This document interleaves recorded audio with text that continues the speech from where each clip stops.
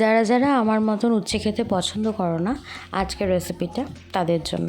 So hello everyone, welcome back to my channel. আশা করছি তোমরা সবাই খুব ভালো আছো। এখানে কেটে নিয়েছি বেগুন, কুমড়ো, উচ্ছে, আলু, নিয়ে নিয়েছি চেরা কাঁচা লঙ্কা আর পেঁয়াজ কুচি। দুটো ছোট ছোট পেঁয়াজ কেটে নিয়েছি।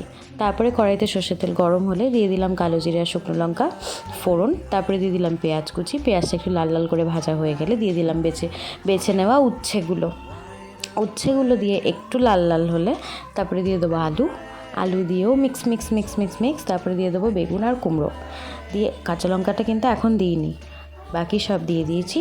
দিয়ে এবার শুধু ঢেকে ঢেকে সেদ্ধ করার পালা। তারপরে দিয়ে দিলাম নুন আর হলুদ, দিয়ে আবার মিক্স। তারপরে আবার ঢেকে দেবো। আলু এখনও সেদ্ধ হয়নি। তারপরে দিয়ে দিলাম চেরা কাঁচা লঙ্কা, দিয়ে এইবার ঢাকার পরে আলুটা সেদ্ধ হয়েছে, সব সবজিগুলো সেদ্ধ হয়েছে, দিয়ে দিলাম 1 চামচ চিনিটা তোমরা তোমাদের স্বাদ অনুযায়ী দেবে। তারপর সব সবজিগুলো যেই সেদ্ধ হয়ে গেল, চিনিটা গলে গেল, ব্যাস নামিয়ে নিলাম। কি সহজ না? তোমরা নামানোর সময় পোস্তও ছড়িয়ে দিতে পারো, খেতে অসাধারণ লাগবে। এই রেসিপিটা যদি থাকে, আমার মতন মানুষ যারা উচ্ছে খায় না তারাও চেটেপুটে খাবে, আমি অ্যাসিওর করছি। তো বাড়িতে অবশ্যই বানিও, আর রেসিপিটা ভালো লাগলে লাইক, কমেন্ট, শেয়ার করো। টাটা।